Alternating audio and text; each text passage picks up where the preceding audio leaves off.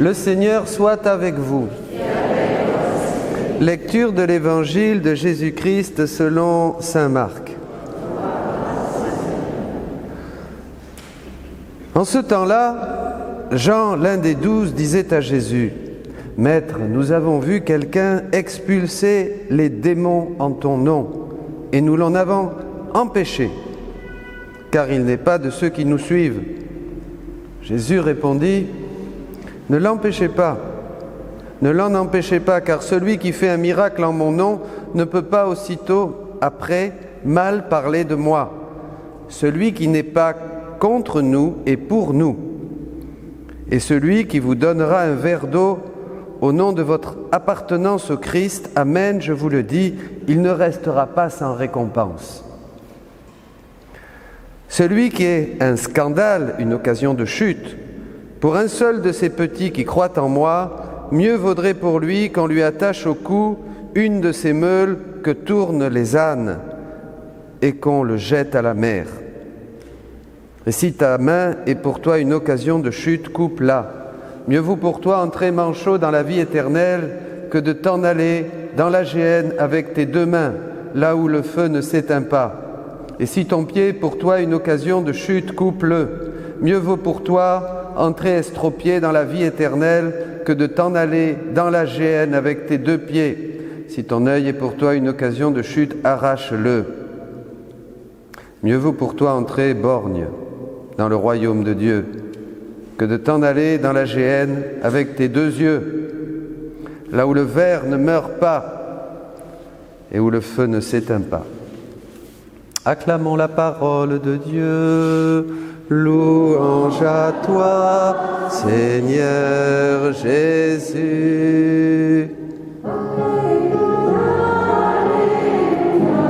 Alléluia, alléluia, alléluia, alléluia, alléluia, alléluia.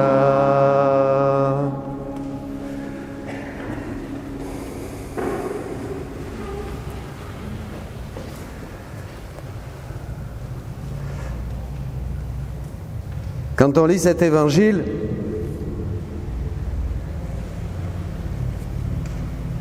ça passe difficilement ici.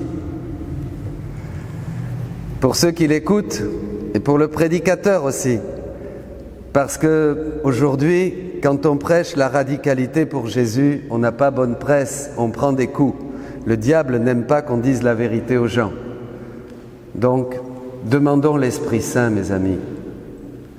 Parce que tout dans l'Évangile révèle des choses cachées. Toutes les vérités de l'Évangile sont voilées. Jésus d'ailleurs dira, ils ont des yeux, ils ne voient pas, des oreilles, ils n'entendent pas, une bouche et ne parlent pas. On peut aller toute sa vie à la messe et ne rien comprendre et ne jamais vivre une vraie conversion à Jésus.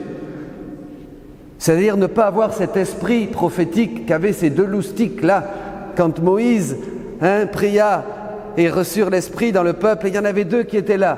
Cet esprit, c'est-à-dire, qu'est-ce que c'est l'esprit prophétique ? C'est-à-dire une lumière qui nous fait comprendre la profondeur, la hauteur, la largeur, la beauté de l'évangile du Christ, et qui nous rend amoureux de lui. C'est la même chose. La lumière prophétique nous fait prendre conscience et nous rend amoureux. Pourquoi ? Parce que Jésus vient du ciel pour nous révéler des vérités qui nous fascinent, des vérités qui nous rendent amoureux du royaume de Dieu, des vérités qui nous poussent à sa suite, des vérités qui nous boostent, des vérités qui nous enchantent, des vérités qui nous font contempler les merveilles de Dieu dans sa création, dans sa rédemption et dans l'éternité. Vous comprenez ? C'est ça la lumière prophétique. On est attiré. Comme un homme, comme une femme, quand ils deviennent amoureux, ils vont dire « il est beau, il est gentil, il est doux, il a tout, elle est belle, elle est gentille, etc. etc. » C'est la même chose, puisque c'est Dieu qui a inventé l'amour. C'est lui qui est amour et qui nous a appris à aimer, et qui nous a fait des êtres d'amour. Donc c'est la même chose. Ça c'est très important. Sinon on ne comprend rien. L'Évangile ne révèle que des choses cachées. Alors, point 1, il faut être pour Jésus.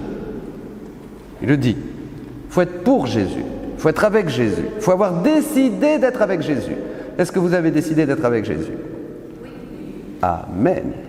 Il faut être décidé d'être avec Jésus. À ce moment-là, quand on se décide, même si on est pauvre, même si on est misérable, même si on n'est encore pas un grand champion de la prière, et on ne le sera jamais, etc., peu importe, Jésus s'occupe de tout. Parce qu'on cherche d'abord le royaume de Dieu. Il l'a dit, cherchez d'abord le royaume de Dieu et tout vous sera donné par surcroît. Quand il voit un cœur d'un petit, d'un pauvre, qui le cherche avec tout son cœur, qui vraiment, dès le matin, dit « Seigneur, où tu es, je cherche ta face. Mon âme a soif de toi. Mon cœur languit comme la biche cherche l'eau vive. Mon cœur languit après toi, Seigneur. » Vous comprenez? Ça, c'est le point 1. À ce moment-là, quand Dieu voit qu'on le cherche avec tout notre cœur, cherchez, vous trouverez, d'ailleurs, dit Jésus, le voile se déchire. Tchac! On commence à comprendre un peu la parole de Dieu. On commence à avoir envie de la vivre. On se sent attiré par l'Évangile.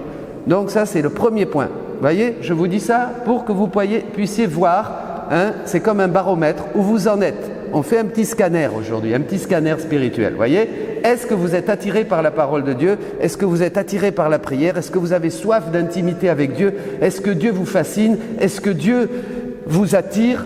Quand je serai élevé de terre, j'attirerai tout le monde à moi. Est-ce que vraiment ça se passe pour vous comme ça dans la vie? Point 1. 2. Alors à ce moment-là, évidemment, on réfléchit sur l'Évangile.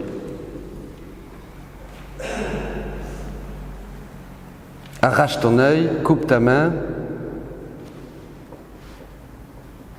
pour rentrer dans le royaume de Dieu.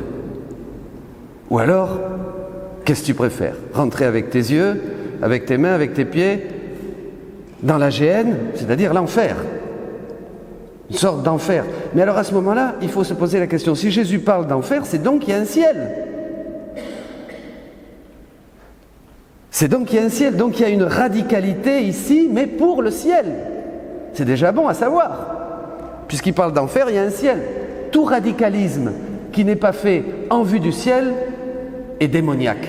On n'a qu'à le voir d'ailleurs dans les terroristes, les djihadistes, ceux qui sont corrompus et qui font du mal, plein de leurs richesses, comme dans la seconde lecture, qui tuent pour de l'argent, qui convoitent, qui soumettent, qui oppriment. Tout radicalisme qui n'est pas fait pour Dieu, pour le Dieu de Jésus-Christ, pour le Dieu de Jésus-Christ, le Fils de Marie, est satanique. Mais là, pas du tout. Jésus parle du ciel. Alors je vais vous poser une question, à tous, plutôt une réflexion, c'est simple. Jésus parle du ciel et il veut nous donner que du bonheur. Est-ce que vous croyez qu'en donnant libre cours à nos passions, un petit peu, beaucoup, passionnément ou à la folie, nous allons être heureux? Non. L'enfer est déjà ici. Les passions, la gourmandise, la convoitise, la vengeance, tout ça, tout ce qui est en nous, le désir de pouvoir, la sensualité, l'érotisme, la beuverie, tous les plaisirs qu'on recherche, tout ça, ça nous rend heureux? Pas du tout. Ça nous bouffe, ça nous détruit, ça nous rend malade, ça nous fait même entrer dans la pathologie. On devient fou, l'homme est fou. Hier, le père Emilio, avec qui nous prêchions, disait, regardez, lisez Romains 1, l'homme est fou, l'homme a perdu la raison seulement parce qu'il est dans une pure recherche de plaisir égoïste pour jouir. On est toujours dans la mouvance de mai 68, l'hédonisme contemporain. On est tous esclaves. Le poète dit, la chair est triste et j'ai lu tous les livres, c'est-à-dire je sais tout, j'ai tout essayé, la chair est triste. Si Jésus nous demande de renoncer à ce qui satisfait trop l'œil, le plaisir, le palais, les mains, la jouissance et tout ça, c'est parce qu'il veut nous enivrer de son Esprit Saint. Saint Paul le dit dans la lettre aux Éphésiens, laissez-vous remplir dans l'Esprit, ne vous enivrez pas de vin, il n'y a que du libertinage, dit l'apôtre. Au contraire, laissez-vous remplir par l'Esprit Saint, la douce ivresse de l'Esprit, comme disaient les pères de l'Église. Vous voulez pas ça, la douce ivresse de l'Esprit? Mais c'est génial! Avec sa femme, avec son époux, se retrouver avec les enfants, prier le Seigneur devant la croix avant d'aller dormir, le louer le matin, chercher Dieu dans la parole et savoir, vous allez voir, ça éteint tout de suite la gourmandise, le plaisir, l'envie de changer, la volubilité et toutes ces choses de la chair. Si on vit selon la chair, qui ne sert de rien, dit Jésus, ce sont les démons qui dominent notre vie. Le diable se sert de nos passions. On ne peut pas être heureux si on ne vit que pour les passions, que pour l'humain, que pour le sensible, que pour le plaisir, que pour l'ego, que pour satisfaire nos besoins humains. On ne peut pas être heureux, ça n'existe pas. Il vaut mieux mourir à tout ça. Et quand Jésus nous dit de sacrifier, c'est pas de la barbarie, c'est pas nous mutiler, c'est seulement, il nous dit, mais ça va pas te donner l'infini que tu recherches. Le plaisir des yeux, le plaisir des sens, le plaisir du palais, toutes ces choses vont te faire chuter. Par là, le malin te tient esclave et il va t'attirer peu à peu, parce qu'il cherche, il tourne autour de toi, cherchant à te dévorer, dira encore la Bible. Mes amis, on est fait pour le ciel. Dès qu'on commence à renoncer à certaines choses de ce monde, la joie de Dieu remplit notre cœur. Parce que le Seigneur est tellement content. Jésus dit à une sainte, dès que je vois une âme mortifiée, une âme qui se sacrifie pour moi, je vole. Rien ne peut me faire résister. Rien ne me séduit davantage qu'une âme qui se mortifie, qui se prive de certaines petites choses pour moi, par amour pour moi. Ça vaut le coup, non? La Vierge nous invite au jeûne, au sacrifice. Mais quand on est encore avec ce voile sur les yeux, comme parle Saint Paul aussi, dont parle Saint Paul, on voit rien, on voit que le sacrifice, oh quelle horreur, oh il faut encore jeûner, oh vient le carême, il faut faire pénitence, oh je tombe, il faut que je ferme mes yeux, oh il faut que je change de programme de télé, oh j'ai encore trop mangé, j'arrive pas à prier, moi j'ai faim, oh j'ai envie de ceci, et un bon whisky, et un bon vin rouge, et oh là là alors, et puis alors ça va pas évidemment. Et ouais, et on n'est jamais heureux. Donc, on n'est pas heureux ici-bas sur Terre, et après, on a un billet direct pour la GN. Génial! Ici, on est esclave, et c'est déjà l'enfer. Vous êtes d'accord avec moi? C'est déjà l'enfer, puisqu'on vit esclave des démons, esclave des passions, esclave de nos désirs, esclave de la chair. Vous êtes d'accord avec moi? Et après, tout ça, c'est un beau billet qu'on a pour l'autre côté aussi, où ça va continuer. Mais là, tu n'auras plus de corps. Là, c'est raide. Eh oui, je ne peux plus boire, je ne peux plus jouir, j'ai plus de corps, j'ai plus de palais, et j'ai plus d'argent non plus, j'ai plus rien, j'ai tout laissé, et là, j'ai rien non plus. Vous voyez le truc? Évidemment, l'âme est immortelle. On ne comprend pas ça. C'est très simple. Jésus parle de la GN, donc il parle du ciel. Donc si la GN, on ne veut pas y aller, il faut se préparer pour le ciel. Et si on se prépare pour le ciel, on vit la GN ici-bas sur terre, c'est déjà l'enfer, et de l'autre côté, on n'a rien. C'est pas le ciel non plus. On a tout loupé. C'est pour ça que la Bible dit, au moment de mourir, l'idiot dit « je me suis trompé ». C'est la Bible qui dit ça. Au moment de mourir, l'idiot, le bête, voit, parce qu'il y a une lumière au moment de mourir. Il y a une grâce. Plus on s'approche de la fin, plus il y a de la lumière. Évidemment, Dieu met le paquet. Il veut qu'on se sauve, vous comprenez, il nous aime. On peut encore être bourrique jusqu'à la fin de la vie, évidemment. Ah ben oui, il y en a. C'est affreux. Alors, vous voulez être heureux? Quel bonheur de donner tout à Dieu! C'est rien ce à quoi nous renonçons.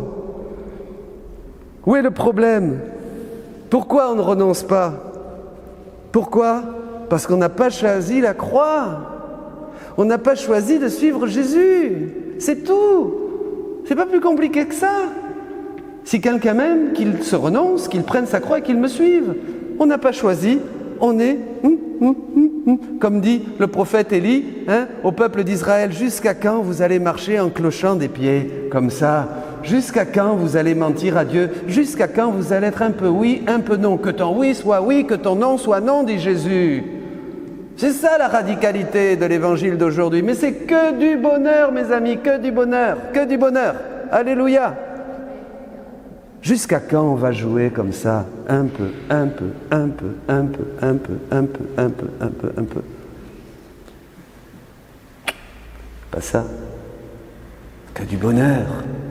On n'a pas choisi Jésus. Donc, tant qu'on n'a pas dit oui vraiment à Jésus, on ne voit pas, les passions nous dominent, on est esclave du malin et on avance triste, on n'est pas heureux. On n'est pas heureux, on ne vit pas sa foi, cette joie de la foi. Cette joie de la foi ne vient que quand on a dit oui au Christ et qu'on a renoncé, comme il l'a dit, qu'on prend la croix, on embrasse la croix.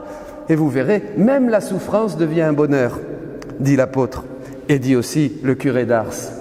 Oui, même la petite Thérèse, une fois qu'on est avec Jésus, tout est grâce, tout est don, tout vient du ciel, tout est amour, tout est béni puisqu'il s'occupe de tout.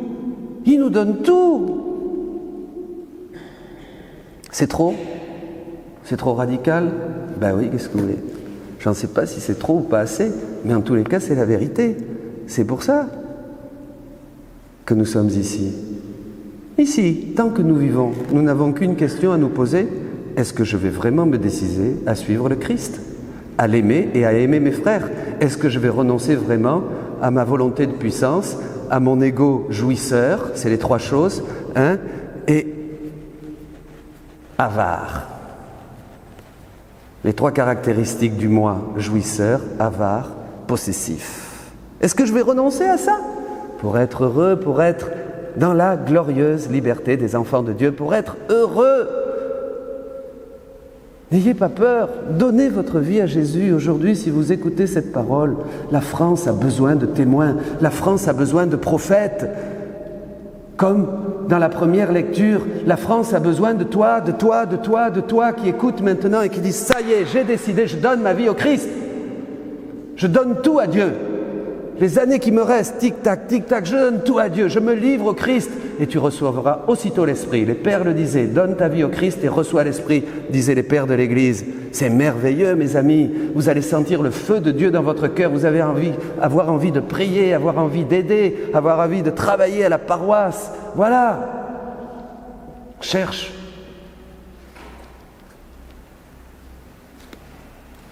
Que du bonheur avec Jésus. C'est pas grave ton petit œil, ton petit bras, ton petit pied. C'est pas grave. Que du bonheur. Il va te donner de grands yeux pour voir. Des grands bras pour embrasser l'humanité et tous tes frères avec amour. Des pieds pour courir, dit aussi l'apôtre Paul, sur les chemins de l'Évangile. Et un cœur qui bat, poum, poum, poum, poum, comme le sien. Il va te donner son propre cœur pour aimer comme Dieu aime. Au lieu d'avoir ton petit cœur rabougri, tes petits pieds égaux, tes petites mains comme ça pour seulement amener tout à toi et tes petits yeux qui ne voient pas plus que... Chacun voit midi à sa porte. Alléluia. Allez, prions. Demandons cette grâce au Seigneur pour vous tous qui êtes ici et puis pour tous ceux qui nous écoutent. Tous ceux qui écoutent et qui reçoivent maintenant. On va demander au Seigneur que nous soyons comme Eldad et son compagnon, des prophètes pour notre pays, des hommes et des femmes remplis de prières, remplis de feu, avec le désir de sacrifier sa vie pour les autres, d'être vraiment des chrétiens, des Christ, être pour Jésus, celui qui n'est pas avec moi. Même ce gars-là qui faisait des exorcismes, il lui a dit Jésus à l'apôtre: non, t'inquiète pas, va. S'il est un peu avec moi, il y a déjà un petit quelque chose, ça va s'améliorer. Ce qui est grave, c'est quand tu es contre Dieu, ou qu'on fait semblant d'être avec lui, en fait on n'est pas avec lui. On l'honore des lèvres, dit-il, mais pas avec le cœur. Le cœur, il garde tout. Allez, prions, demandons au Seigneur qu'il nous libère de tout ça. Amen. Alléluia. Chantons un chant. Et demandons, ouvrons nos cœurs, ouvrons nos mains, et demandez, dites à Jésus maintenant: je veux être un vrai chrétien, Jésus. Je ne veux plus perdre de temps. Je veux aller en direction du ciel. Je suis prêt à renoncer à tout parce que je sais que tu vas me combler de bonheur. Ta paix va inonder mon cœur, ta joie, ta lumière dans mes yeux, et je serai aussi une grande bénédiction pour tous mes frères. Oui, Jésus, ma joie, c'est de m'aimer, de t'aimer et de me donner à toi. Vivre en toi, Seigneur, voilà mon bonheur. Je veux m'approcher du séjour de ta gloire et lever mes mains, croire en ton amour, demeurer en ta présence au long des jours. Vivre en toi, Seigneur, voilà mon bonheur. Je veux m'approcher du séjour de ta gloire et lever mes mains, croire en ton amour, demeurer en ta présence au long des jours. Vivre en toi, Seigneur, voilà mon bonheur. Je veux célébrer la joie de ta présence, apprendre à aimer, apprendre à servir, demeurer dans la confiance et dans l'amour. Vivre en toi, Seigneur, voilà mon bonheur. Je veux célébrer la joie de ta présence, apprendre à aimer, apprendre à servir, demeurer dans la confiance et dans l'amour. Vivre en toi,